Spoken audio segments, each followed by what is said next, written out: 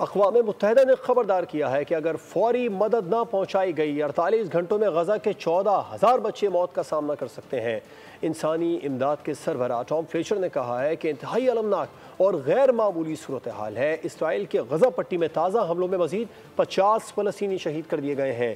اسرائیلی فوج نے جنین کے علاقے کا دورہ کرنے والے تقریباً 30 سفیروں اور قونصل سمیت غیر ملکی سفارتی وفد پر فائرنگ کر دی۔ اسرائیل نے بھوک کو ہتھیار بنا لیا۔ غزہ میں بچوں کا اب تک سب سے بڑا قتل عام، 48 گھنٹوں میں 14,000 بچے موت کے منہ میں جا سکتے ہیں۔ اقوام متحدہ نے خبردار کیا کہ اسرائیل سرخ لکیر کے قریب پہنچ چکا ہے۔ اسرائیلی محاصرے کے باعث 72 گھنٹوں میں اب تک 326 فلسطینی شہید کر دیے گئے۔ امریکی وزیر خارجہ مارکو روبیو کی سینٹ میں حاضری، سوال و جواب میں دعویٰ کیا غزہ میں امدادی ترسیل شروع ہو گئی ہے۔ یورپی یونین کا اسرائیل سے تعلقات پر نظر ثانی کا فیصلہ، قرارداد نیدرلینڈ کے وزیر خارجہ نے پیش کی۔ برطانیہ نے اسرائیل کے ہاتھ آزاد تجارتی مذاکرات معطل کر دیے۔ فلسطینیوں کے خون کے پیاسے نتن یاہو نے غزہ پر مکمل قبضے تک حملوں کی دھمکی دے دی۔ اسرائیلی فوج نے جنین کے علاقے کا دورہ کرنے والے تقریباً 30 سفیروں اور قونصلر سمیت غیر ملکی سفارتی وفد پر فائرنگ کر دی۔ براہ راست فائرنگ کا مقصد سفیروں کو خوفزدہ کرنا تھا۔